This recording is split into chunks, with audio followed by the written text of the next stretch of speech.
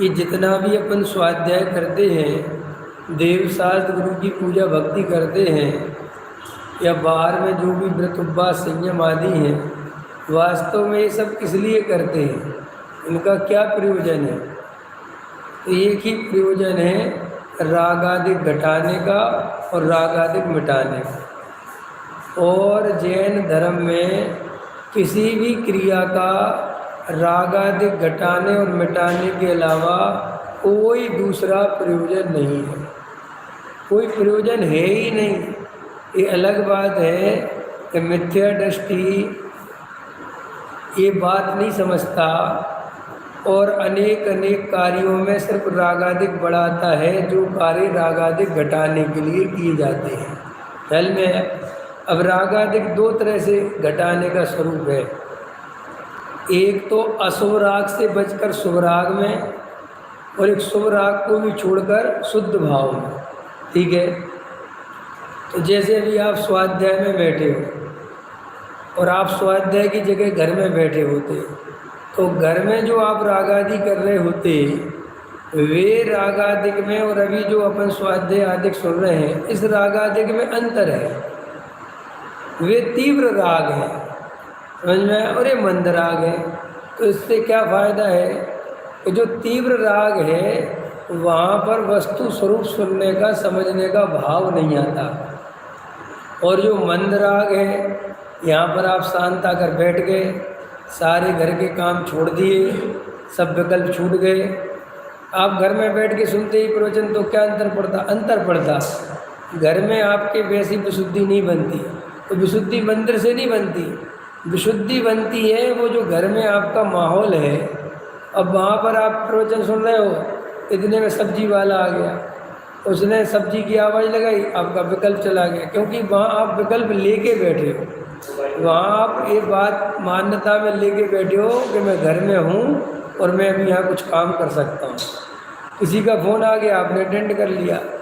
लेकिन आप मंदिर में आ गए तो ये सब विकल्प आपके छूट गए। तो सब विकल्प छूट गए तो उतने राग आदि घट गए फिलहाल के लिए। तो अब ये लेकिन लोगों ने इसका अर्थ नहीं समझा कि ये राग आदि घट गए, इससे कौन से प्रयोजन की सिद्धि करना है? इससे आत्म तत्व के प्रयोजन की सिद्धि करना है। खाली मंदिर में आ गए और मेरे राग आदि घट गए, वो इस बात से प्रसन्न बना रहे तो ये पर्याय तो पूरी हो जाएगी। तो जब मंदिर में आए हैं, देवशास्त्र गुरु के समीप खड़े हुए हैं, स्वाध्याय में बैठ गए हैं, तो जो कसाय की मंदता है इसका पूरा लाभ लेना चाहिए। पूरा लाभ काहे में लेना चाहिए? आत्म तत्व के चिंतन में, स्वाध्याय समझने में, गहरे तत्व अभ्यास में, इसका चिंतन में पूरा लाभ लेना चाहिए।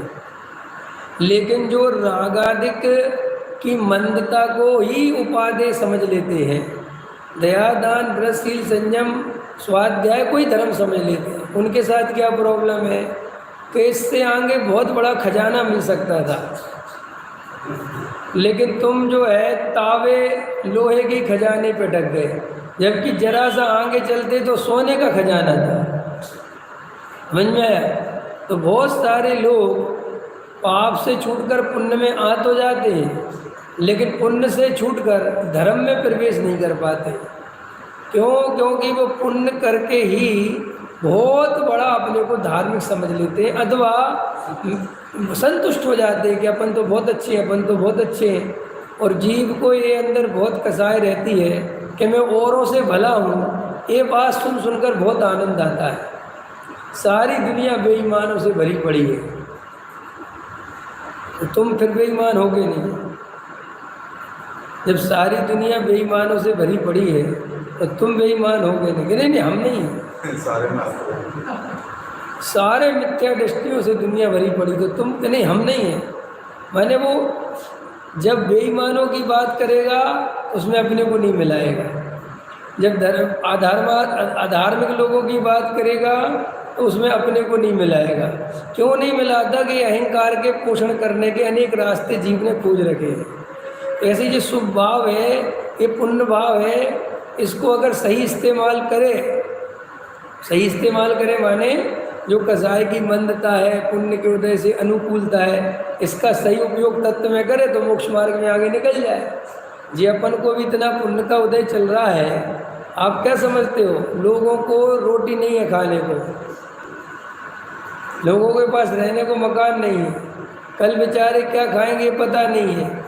अपन का इतना पुण्य का उदय है, उत्तम गोत्र है, उत्तम कुल है, उत्तम जाति है, समझ में आए? कोई अपन गए गुजरे लोग नहीं है कि अपन को कोई नहीं पूछता, खूब अच्छी इज्जत मान सम्मान बढ़िया है, खूब बढ़िया व्यवस्था है। अगर आज ही कमाना बंद कर दे तो भी खा सकते, इतना बढ़िया है। अब और मंदिर है निकट में, वक्ता है सुनाने वाले, जिनवाणी की अलमारी भरी पड़ी रखी है, कोई ताले नहीं डले, जो मन करे वो पढ़ो, कोई ये कहने वाला नहीं उठ के जाओ, है कितनी अनुकूलता है। फ़ोन है तुम्हारे हाथ में, जिसका प्रवचन सुनना सुन लो, वक्ता तुम्हारे कांटेक्ट में है, कोई शंका हो जाए स्वाध्याय के बीच में तो फ़ोन करके पूछ लो, ऐसे वक्ता है कि तुम्हें बता देंगे।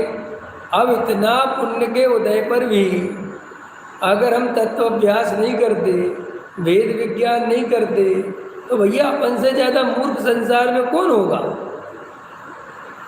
और तुम ये गाना गाओगे कि अब क्या करें, व्यवस्था नहीं बन पाती, आ नहीं पाते, उठ नहीं पाते, अरे भैया ये बहुत चला जाएगा। सबसे ज़्यादा पुण्य का दुरुपयोग यही है कि इतनी अनुकूलता में भी अगर हम तत्व अभ्यास नहीं करते तो गारंटी से हमें नरक जाना चाहिए और प्रकृति को हमें नरक भेजना चाहिए। कि क्यों?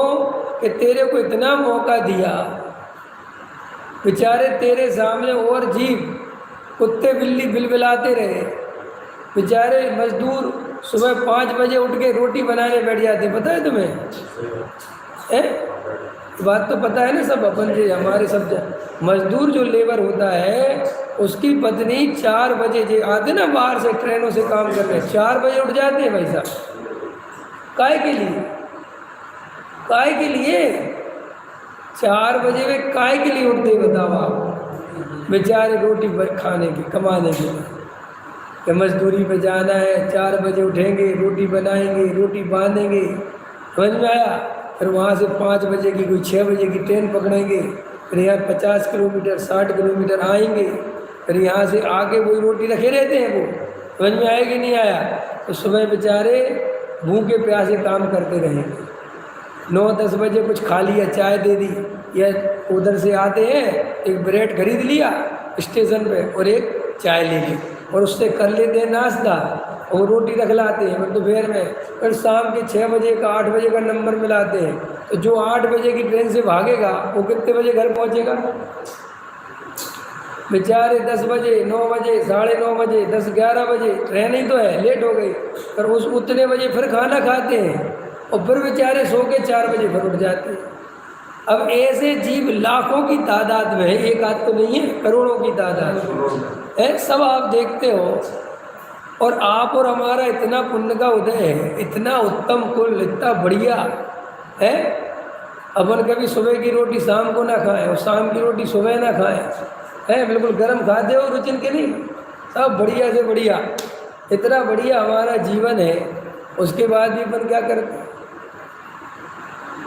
क्या करें साहब, तत्व अभ्यास का टाइम नहीं मिलता, क्या करें साहब, बहुत काम है। तो श्री गुरु कहते अब ये बता तुझे नरक जाना चाहिए कि नहीं जाना चाहिए? अब अपने ही तुमसे पूछते, अगर तुम्हें हम जज बनाएं तो तुम न्यायाधीश बनो और तुम्हें पूरी कंडीशन दिखाएं तो आप क्या कहोगे देवेंद्र जी? बोलो अरुण जी, क्या कहोगे कि भाई इसको डालो तुम, तो मूर्ख नंबर 1 आदमी। बोलो ऐसा होता संसार में कि नहीं? भाई इतनी अनुकूलता है, इसके बाद भी हम तत्वाभ्यास नहीं करते तो ये कहाँ तत्वाभ्यास करोगे? जैसे अपना लड़का होता है और अपना लड़का पढ़ता नहीं है तो माँ बाप क्या बोलते हैं कि भैया तुझे इतनी फीस भरते हैं, इतनी बढ़िया स्कूलों में पढ़ाते हैं, तेरी सारी व्यवस्था बनाते हैं और तू इसके बाद नहीं पढ़ता तो तू पढ़ने लायक नहीं है, तू डंडे खाएगा, ढोर चराएगा, उसी लायक है तू, बोलते बंदे। तो ऐसे ही प्रकृति अपने से कहती है कि तुझे इतना बढ़िया मौका है, तू फिर भी आत्मानुभव का उपाय नहीं करता, भेद ज्ञान नहीं करता, तत्व का अभ्यास नहीं करता, प्रवचन में नियम से नहीं आता, समझ में, उसमें सुनने में आलस करता है, तो तुझे कहाँ भेजेगी प्रकृति? इसलिए बहुआरम परिक्रय का फल न रखें, गरीबी का फल न रख नहीं है।